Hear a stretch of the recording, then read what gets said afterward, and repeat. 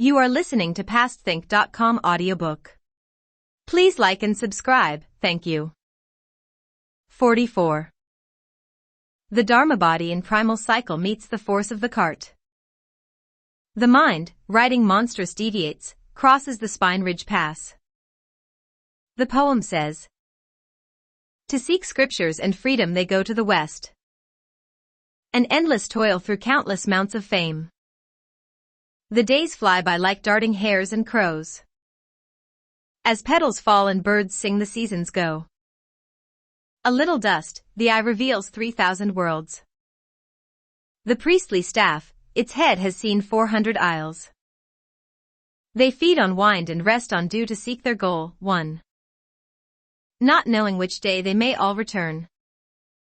We were telling you about Tripitaka Tang and his disciples, who found the main road to the west. Truly they had to face the wind and brave the snow, to be capped by the moon and cloaked by the stars. They journeyed for a long time and soon it was the time of early spring. You see. The cycled return of Triple Yang too. The radiance of all things. The cycled return of Triple Yang. Makes all heavens beguiling like a painted scroll. The radiance of all things. Means flowers spread brocade through all the earth. The plums fade to a few specks of snow. The grains swell with the valley clouds. Ice breaks gradually and mountain streams flow. Seedlings sprout completely and unparched. Truly it is that. The god of the year rides forth. The god of the woods takes a drive. Warm breezes waft floral fragrance. Light clouds renew the light of the sun. Willows by the wayside spread their curvet green. The rains give life, all things bear the looks of spring. As master and disciples traveled slowly along the road, enjoying the scenery, as they proceeded, they suddenly heard a loud cry that seemed the roar of 10,000 voices. Tripitaka Tang was so startled that he immediately pulled in his reins and refused to go forward. Turning back, he said, Wu Cheng'en, where did that terrible din come from? Yes, it sounded as if the earth were splitting apart, and the mountains were toppling, said 8 Rules. More like the crack of thunder I'd say, said Sha Monk. Tripitaka said, I still think it's men shouting, or horses neighing. With a chuckle, Pilgrim Sun said, none of you has guessed correctly. Stop here and let old monkey go take a look. Dear Pilgrim. He leaped up at once and rose into midair, treading on the cloudy luminosity. He peered into the distance and discovered a moated city. When he looked more carefully, he saw that it was veiled by auspicious luminosity after all and not by any baleful vapor. This is a nice place, Pilgrim thought to himself. Why should there be such an ear-splitting roar? There are no banners or spears in sight in the city, and what we heard couldn't possibly be the roar of cannons. Why is it then that we hear this hubbub of men and horses? As he was thus thinking to himself, a large group of monks came into his sight. On a sandy beach outside the city gate they were trying to pull a cart up a steep ridge. As they strained and tugged, they cried out in unison to call on the name of the Bodhisattva King Powerful for help, and this was the noise that startled the Tang monk. Pilgrim lowered his cloud gradually to take a closer look. Aha! The cart was loaded with bricks, tiles, timber, earth clods, and the like. The ridge was exceedingly tall, and leading up to it was a small spine-like path flanked by 2 perpendicular passes, with walls like 2 giant cliffs. How could the cart possibly be dragged up there? Though it was such a fine warm day that one would expect people to dress lightly, what the monks had on were virtually rags. They looked destitute indeed. Pilgrim thought to himself, I suppose they must be trying to build or repair a monastery, and since a region like this undoubtedly yields a bountiful harvest, it must be difficult for them to find part-time laborers. That's why these monks themselves have to work so hard. As he was thus speculating, he saw 2 young Taoists swagger out of the city gate. How were they dressed, you ask? Star caps crowned their heads. Brocades draped their bodies. Luminous star caps crowned their heads. Colorful brocades draped their bodies. Cloud-headed boots 3 held up their feet. Fine silk sashes tied up their waists. Like full moons their faces were handsome and bright. They had the fair forms of jade heaven gods.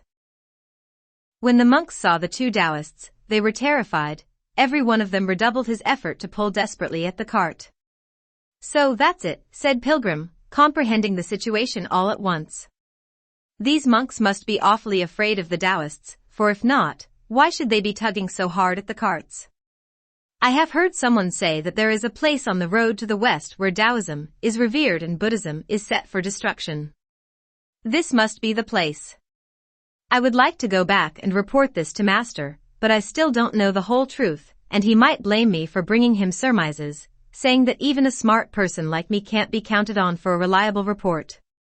Let me go down there and question them thoroughly before I give Master an answer."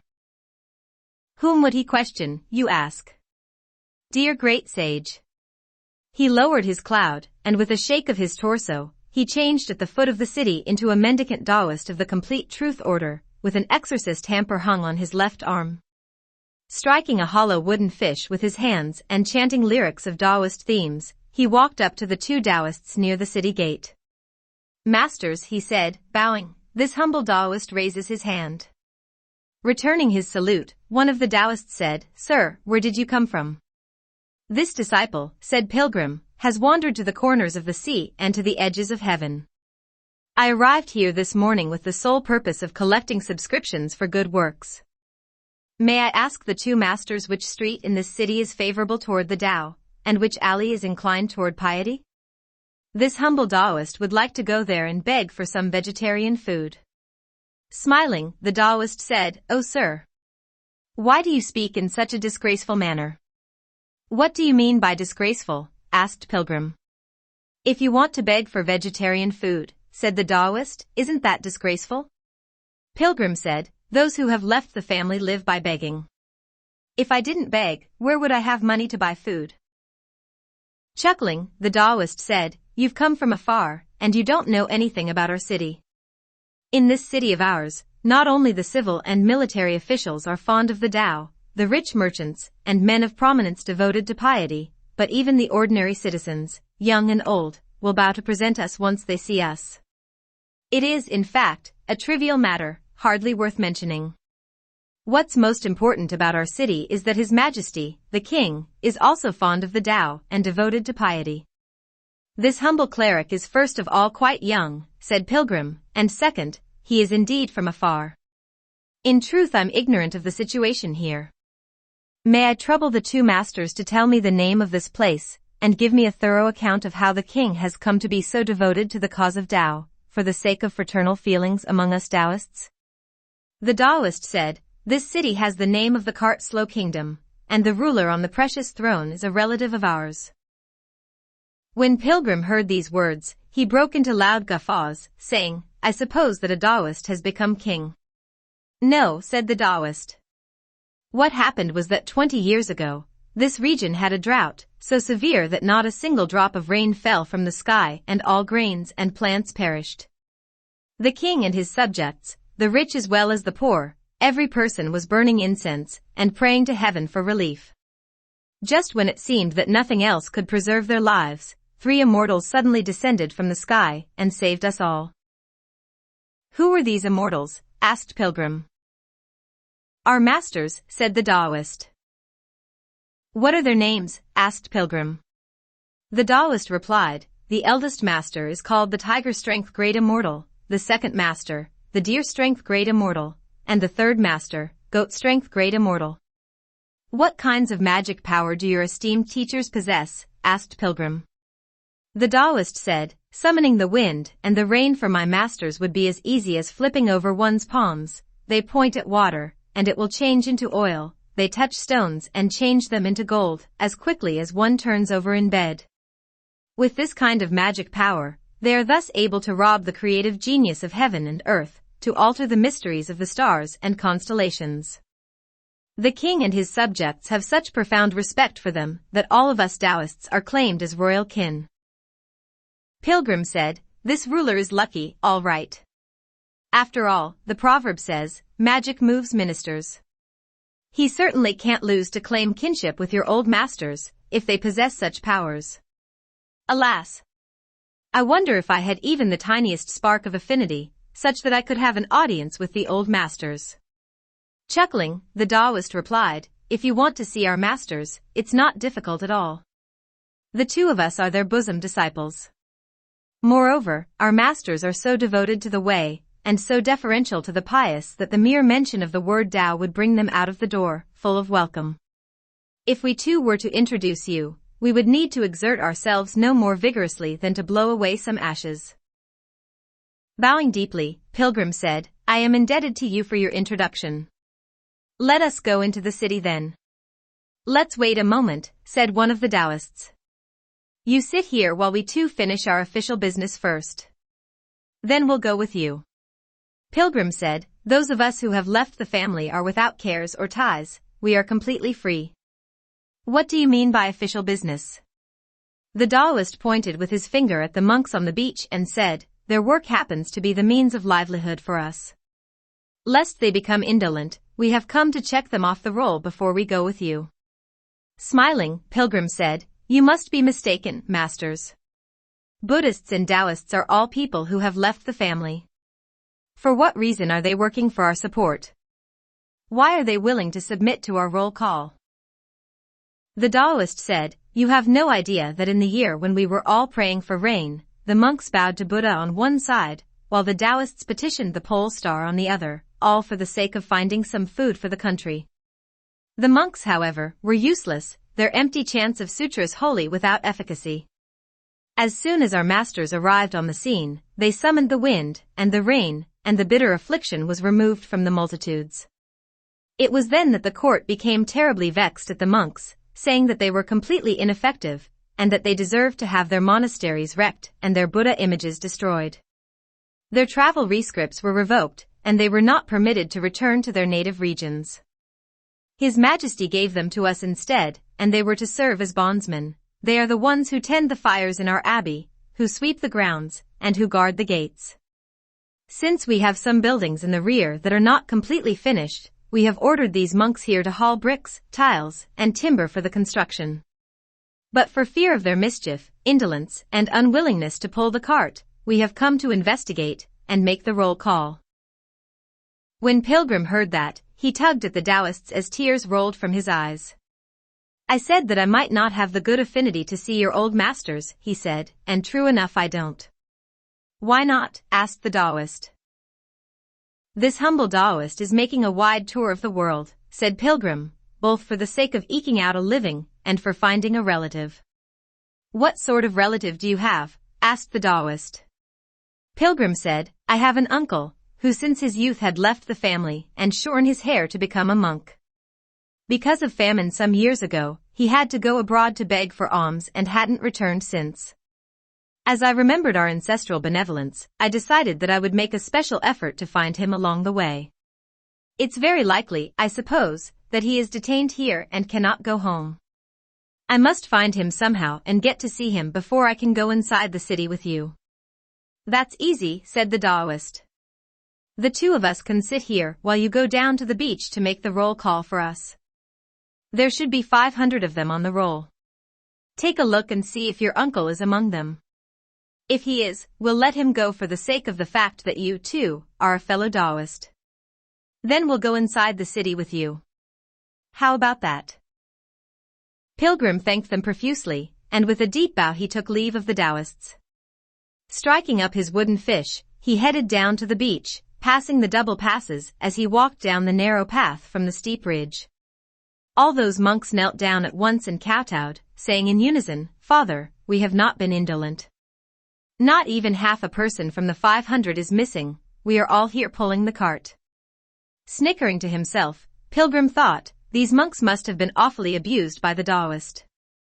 They are terrified even when they see a fake Taoist like me. If a real Taoist goes near them, they will probably die of fear. Waving his hand, Pilgrim said, Get up and don't be afraid. I'm not here to inspect your work, I'm here to find a relative.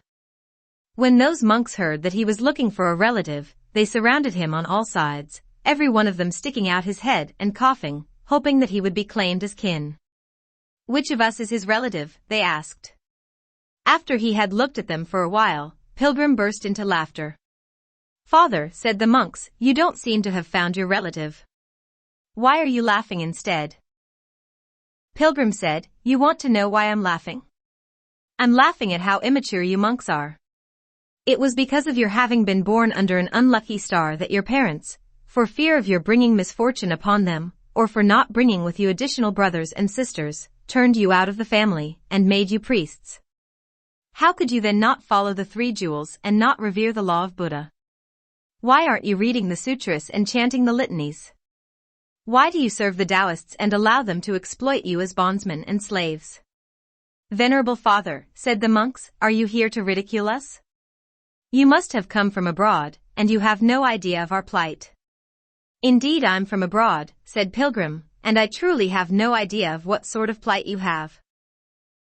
As they began to weep, the monks said, "The ruler of our country is wicked and partial. All he cares for are those persons like you, Venerable Father, and those whom he hates are us Buddhists." "Why is that?" asked Pilgrim. "Because the need for wind and rain," said one of the monks, "caused 3 immortal elders to come here. They deceived our ruler and persuaded him to tear down our monasteries and revoke our travel rescripts, forbidding us to return to our native regions. He would not, moreover, permit us to serve even in any secular capacity except as slaves in the household of those immortal elders. Our agony is unbearable. If any Taoist mendicant shows up in this region, they would immediately request the king to grant him an audience and a handsome reward, but if a monk appears, regardless of whether he is from nearby or afar, he will be seized and sent to be a servant in the house of the immortals." Pilgrim said, "Could it be that those Taoists are truly in possession of some mighty magic, potent enough to seduce the king? If it's only a matter of summoning the wind and the rain, then it is merely a trivial trick of heterodoxy. How could it sway a ruler's heart?" The monks said, "They know how to manipulate cinnabar and refine lead, to sit in meditation in order to nourish their spirits. They point to water and it changes into oil, they touch stones and transform them into pieces of gold. Now they are in the process of building a huge abbey for the 3 pure ones, for in which they can perform rites to heaven and earth, and read scriptures night and day, to the end that the king will remain youthful for 10,000 years. Such enterprise undoubtedly pleases the king." "So that's how it is," said Pilgrim. "Why don't you all run away and be done with it?" "Father, we can't," said the monks. "Those immortal elders have obtained permission from the king to have our portraits painted and hung up in all 4 quarters of the kingdom. Although the territory of this cart-slow kingdom is quite large, there is a picture of monks displayed in the marketplace of every village, town, county, and province. It bears on top the royal inscription that any official who catches a monk will be elevated 3 grades, and any private citizen who does so will receive a reward of 50 taels of white silver. That's why we can never escape. Let's not say monks, but even those who have cut their hair short or are getting bald will find it difficult to get past the officials. They are everywhere, the detectives and the runners. No matter what you do, you simply can't flee. We have no alternative but to remain here and suffer." "In that case," said Pilgrim, "you might as well give up and die." "Venerable Father," said the monks, "many of us have died. There were altogether some 2,000 monks caught and brought here. Some 600 or 700 of them have perished because they could not bear the suffering and the persecution, or because they could not endure the cold or adjust to the climate. Another 700 or 800 committed suicide. Only we 500 failed to die." "What do you mean by that?" asked Pilgrim. The monks said, "When we tried to hang ourselves, the ropes snapped. When we tried to cut ourselves, the blades were blunt. When we hurled ourselves into the river, we floated back up instead. And when we took poison, nothing happened to us." Pilgrim said, "You are very lucky. Heaven must be desirous of prolonging your lives." "The last word is not quite right, Venerable Father," said the monks, "for surely you mean prolonging our torments. Our daily meals are thin gruel made of the coarsest grains, and at night, we have nowhere to rest but this exposed piece of sandy beach. When we close our eyes, however, there will be deities here to protect us. You mean the hard work during the day, said Pilgrim, causes you to see ghosts at night. Not ghosts, said the monks, but the 6 gods of darkness and the 6 gods of light, together with the guardians of monasteries. When night falls, they will appear to protect us and, in fact, prevent those who want to die from dying.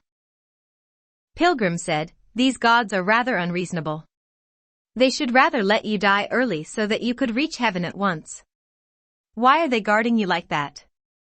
The monks said, they try to comfort us in our dreams, telling us not to seek death, but to endure our suffering for a while, until the arrival of the holy monk from the great Tang in the land of the East, the Arhat, who is journeying to the western heaven to acquire scriptures.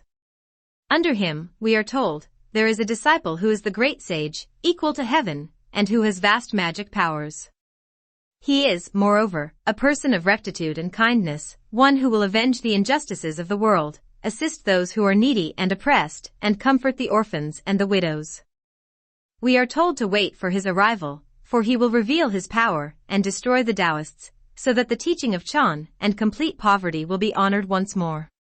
When Pilgrim heard these words, he said silently to himself, smiling, "Don't say old monkey has no competence. For gods proclaim early his eminence." Turning quickly and striking up again the wooden fish, he left the monks to return to the city gate to meet the Taoists. "Sir," said the Taoists as they greeted him, "which of them is your relative?" "All 500 of them are relatives of mine," said Pilgrim. Laughing, the 2 Taoists said, "How could you have that many relatives?" 100 are neighbors to my left," said Pilgrim, "and 100 are neighbors to my right. 100 belong to my father's side, and 100 belong to my mother's side. Finally, 100 happen to be my bond brothers. If you are willing to let these 500 persons go, I'll be willing to enter the city with you.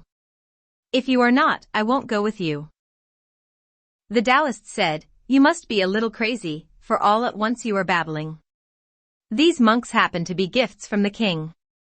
If we want to release even 1 or 2 of them, we will have to go first before our masters to report that they are ill. Then, we have to submit a death certificate before we can consider the matter closed. How could you ask us to release them all?" "Nonsense. Nonsense. Why, not to speak of the fact that we would be left without servants in our household, but even the court might be offended. The king might send some officials to look into the work here, or he himself might come to investigate. How could we dare let them go?" "You won't release them," said Pilgrim. "No, we won't," said the Taoists. Pilgrim asked them 3 times and his anger flared up. Whipping out his iron rod from his ear, he squeezed it once in the wind, and it had the thickness of a rice bowl. He tested it with his hand before slamming it down on the Taoists' heads. How pitiful! This one blow made. Their heads crack, their blood squirts, their bodies sink low.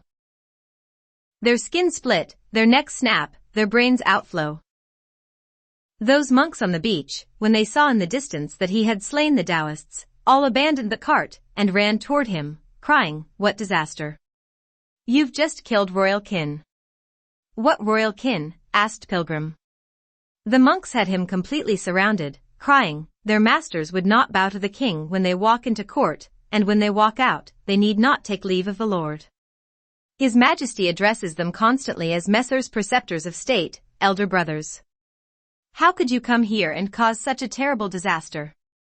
Their disciples came out to this place to supervise our work, and they did not offend you. How could you beat them to death? If those immortal elders claimed that you were here only to supervise our labor, and that we were the ones who took their lives, what would happen to us? We must go into the city with you and have you confess your guilt first." "Stop hollering, all of you," said Pilgrim, laughing. "I am no mendicant Taoist of the complete truth order. I'm here to save you." "You have murdered 2 men," said the monks, "and we are likely to be blamed for it. Look what you have added to our burdens. How could you be our savior?" Pilgrim said, "I am Pilgrim's son Wu Cheng'en, the disciple of the holy monk of the great Tang. I have come especially to save your lives." "No. No," cried the monks.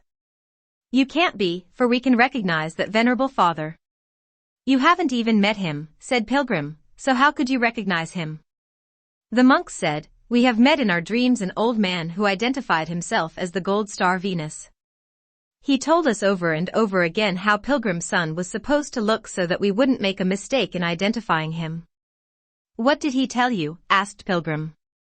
The monks said, he said that the great sage has a bumpy brow and golden eyes flashing, a round head and a hairy face jowless, gaping teeth, pointed mouth, a character most sly.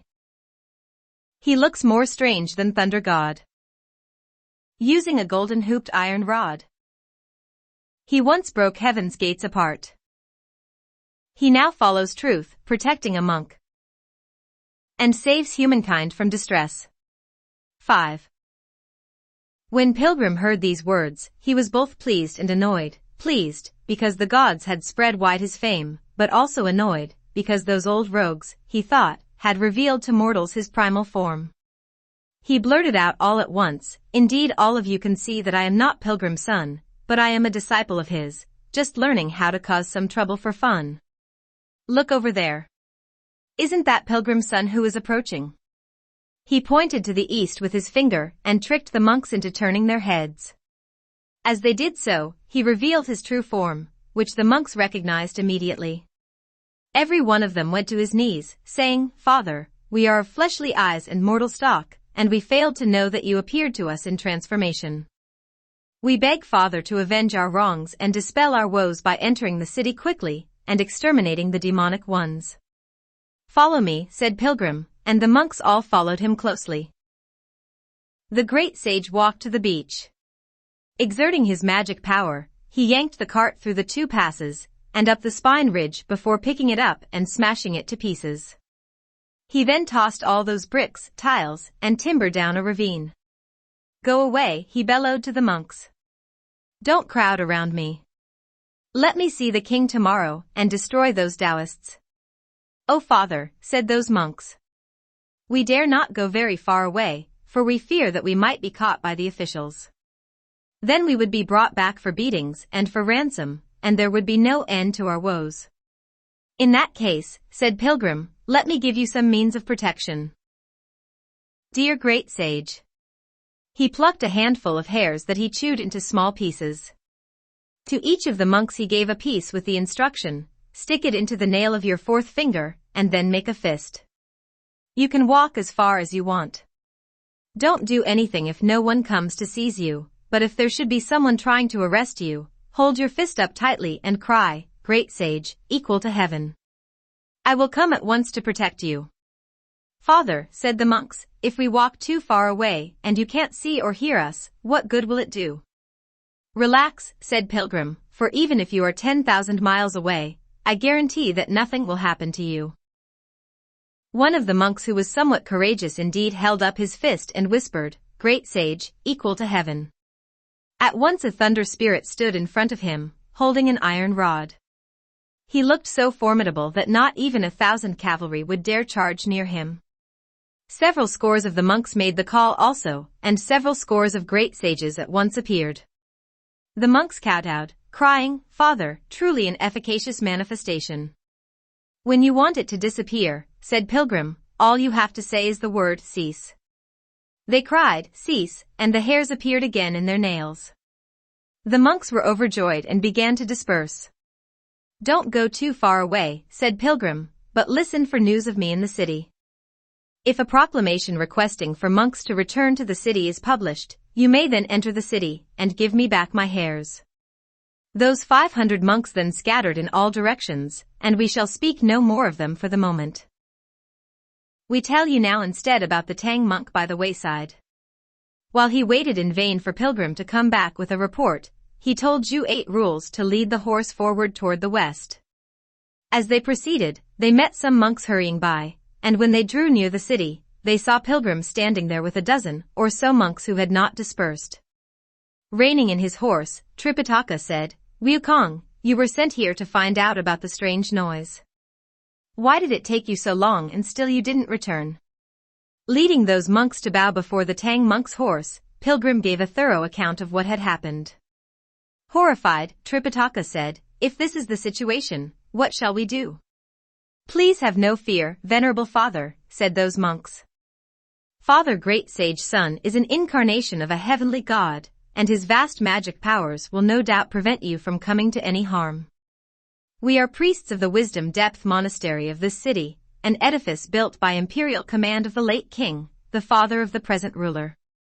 Since the image of the late king is still inside the monastery, it has not been torn down along with all the other monasteries, big and small, of the city. Let us invite the venerable father to go into the city and rest in our humble dwelling. We are certain that the great sage Sun will know what to do by the time of the morning court tomorrow. What you say is quite right, said Pilgrim. All right. We might as well enter the city first. The elder dismounted and went up to the city gate. The sun was setting as they walked across the drawbridge and inside the triple gates. When people on the streets saw that priests from the Wisdom Depth Monastery were toting luggage and leading a horse, they all drew back and avoided them. Before long they reached the entrance of the monastery, where they saw hanging high above the gate a huge plaque on which was written in gold letters, "The Wisdom Depth Monastery, built by imperial command." Pushing open the gates, the monks led them through the Vairocana hall. They then opened the door to the main hall. The Tang monk draped the cassock over his body and prostrated himself before the golden image. Only after he had paid homage to Buddha in this manner did he walk inside the main hall. "Hey, you who are looking after the house," cried the monks, and an old priest emerged. When he saw Pilgrim, he fell on his knees at once and cried, "Father, have you arrived?" "Who am I?" asked Pilgrim. "Why should you address me and honor me in this manner?" "I recognize you to be the great sage, equal to heaven, the Father Sun," said the priest. "Every night we dream of you, for the gold star Venus frequently appears to us in our dreams, telling us that we can preserve our lives only when you come to us. Today, I can tell immediately that you are the one whom we saw in our dreams. Oh Father, I'm so glad that you have arrived in time. After 1 or 2 more days, we may all become ghosts. Please rise. Please rise, said Pilgrim with laughter. Tomorrow you will see some results. The monks all went to prepare for them a vegetarian meal, after which they swept clean the abbot's residence for the pilgrims to rest. Pilgrim, however, was so preoccupied that he could not sleep even by the time of the second watch. From somewhere nearby also came the sound of pipes and gongs, and he became so aroused that he rose quietly and slipped on his clothes. He leaped into midair to have a better look, and at once discovered that there was the bright glare of lamps and torches due south of him. Lowering his cloud, he peered intently, and found that the Taoists of the Three Pure Ones Abbey were making supplications to the stars. He saw the spiritual realm of a tall chamber, the blessed place of a magic hall, the spiritual realm of a tall chamber, august like the features of Mount Penglai, the blessed place of a magic hall, immaculate like the palace of transformed joy. Taoists on both sides played their strings and pipes. Masters at the center held up their tablets of jade. They expounded the Woda spelling litany. They lectured on the classic of the way and virtue. To raise dust 6 a few times they wrote out their charms. To make the supplication they prostrated themselves. With spell and water they sent a dispatch. As flames of torches shot up to the region above, they sought and questioned the stars. As fragrant incense rose through the azure sky, before the stands were fresh offerings. On top of tables were victuals sumptuous. On both sides of the hall's entrance was hung a pair of yellow silk scrolls on which the following parallel couplet in large characters was embroidered. For wind and rain in due season, we invoke the celestial worthy's 7 boundless power. As the empire's peaceful and prosperous, may our Lord's reign exceed 10,000 years. There were 3 old Taoists resplendent in their ritual robes, and Pilgrim thought they had to be the tiger strength, deer strength, and goat strength immortals. Below them there was a motley crew of some 700 or 800 Taoists, lined up on opposite sides, they were beating drums and gongs, offering incense, and saying prayers. Secretly pleased, Pilgrim said to himself, I would like to go down there and fool with them a bit, but as the proverb says, a silk fiber is no thread. A single hand cannot clap. Let me go back and alert 8 Rules and Sha Monk. Then we can return and have some fun. Putting his auspicious cloud on a descending path, he headed straight back to the abbot's hall, where he found 8 Rules and Sha Monk asleep head to foot in one bed. Pilgrim tried to wake Wu Cheng'en first, and as he stirred, Sha Monk said, Elder brother, you aren't asleep yet? Get up now, said Pilgrim, for you and I are going to enjoy ourselves. In the dead of night, said Sha Monk, how could we enjoy ourselves when our mouths are dried and our eyes won't stay open? Pilgrim said, there is indeed in this city an abbey of the 3 pure ones. Right now the Taoists in the abbey are conducting a mass, and their main hall is filled with all kinds of offerings. The buns are big as barrels, and their cakes must weigh 50 or 60 pounds each. There are also countless rice condiments and fresh fruits. Come with me and we'll go enjoy ourselves. When Zhu 8 Rules heard in his sleep that there were nice edibles, he immediately woke up, saying, Elder brother, aren't you going to take care of me too? Brother, said Pilgrim, if you want to eat, don't make all these noises and wake up master. Just follow me. The two of them slipped on their clothes and walked quietly out the door. They trod on the cloud with Pilgrim and rose into the air. When Idiot saw the flare of lights, he wanted immediately to go down there had not Pilgrim pulled him back. Don't be so impatient, said Pilgrim.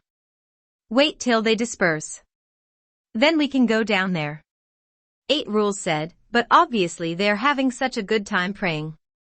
Why would they want to disperse? Let me use a little magic, said Pilgrim, and they will.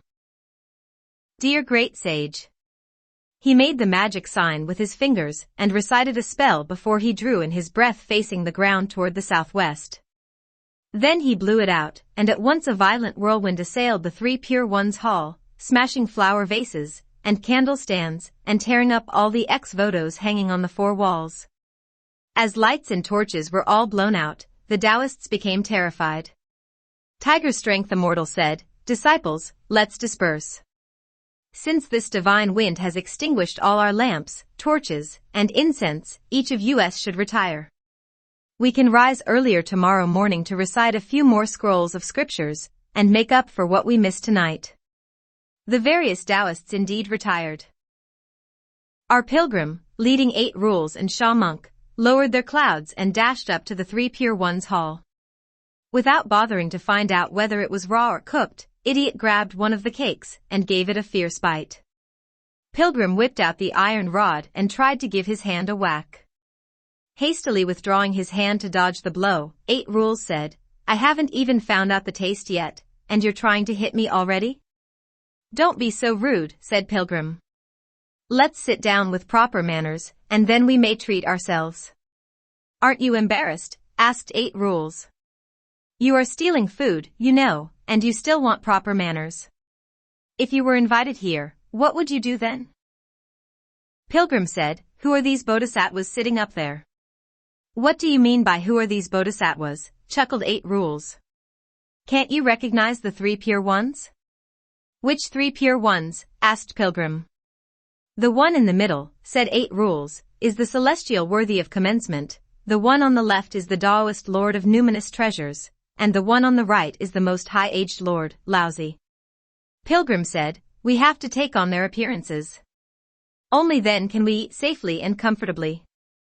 When he caught hold of the delicious fragrance coming from the offerings, Idiot could wait no longer. Climbing up onto the tall platform, he gave the figure of Lousy a shove with his snout and pushed it to the floor, saying, Old fellow, you have sat here long enough. Now let Old Hog take your place for a while. So 8 Rules changed himself into Lousy, while Pilgrim took on the appearance of the celestial worthy of commencement, and Sha Monk became the Taoist lord of numinous treasures. All the original images were pushed down to the floor. The moment they sat down, 8 Rules began to gorge himself with the huge buns. Could you wait one moment? Said Pilgrim. Elder brother, said 8 Rules, we have changed into their forms. Why wait any longer? Brother, said Pilgrim, it's a small thing to eat, but giving ourselves away is no small matter. These holy images we pushed on the floor could be found by those Taoists who had to rise early to strike the bell or sweep the grounds. If they stumbled over them, wouldn't our secret be revealed? Why don't you see if you can hide them somewhere? 8 Rules said, this is an unfamiliar place, and I don't even know where to begin to look for a hiding spot. Just now when we entered the hall, Pilgrim said, I chanced to notice a little door on our right. Judging from the foul stench coming through it, I think it must be a bureau of 5-grain transmigration.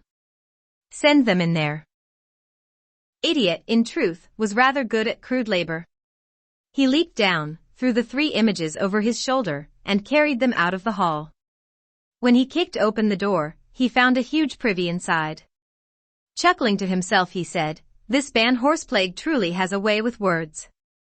He even bestows on a privy a sacred title. The Bureau of 5-Grain Transmigration, what a name. Still hauling the images on his shoulders, Idiot began to mumble this prayer to them. O pure ones 3. I'll confide in thee. From afar we came. Staunch foes of bogies. We'd like a treat. But nowhere's cozy. We borrow your seats. For a while only. You've sat too long. Now join the privy. In times past you've enjoyed countless good things. By being pure and clean Taoists. Today you can't avoid facing something dirty. When you become celestial worthies most smelly. After he had made his supplication, he threw them inside with a splash, and half of his robe was soiled by the muck. As he walked back into the hall, Pilgrim said, did you hide them well? Well enough, said 8 Rules, but some of the filth stained my robe. It still stinks. I hope it won't make you retch. Never mind, said Pilgrim, laughing, you just come and enjoy yourself. I wonder if we could all make a clean getaway. After Idiot changed back into the form of Lousy, the 3 of them took their seats and abandoned themselves to enjoyment.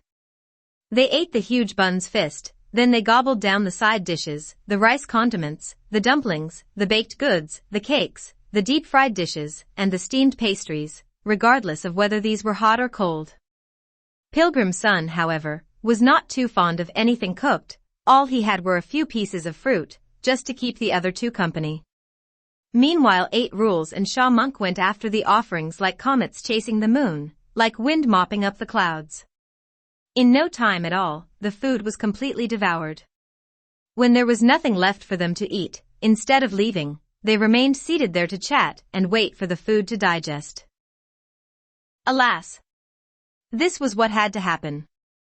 There was, you see, in the east corridor a young Taoist, who, just when he had lain down, scrambled up again all at once when he thought to himself, I left my handbell in the hall. If I lost it, the masters would rebuke me tomorrow. He said to his companion, you sleep first.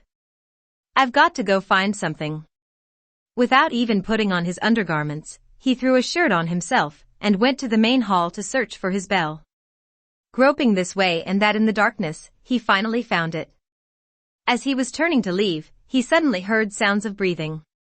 Terribly frightened, the Taoist began to rush out of the hall, and as he did so, he stepped on a lychee seed, which sent him crashing to the floor, and the bell was smashed to pieces.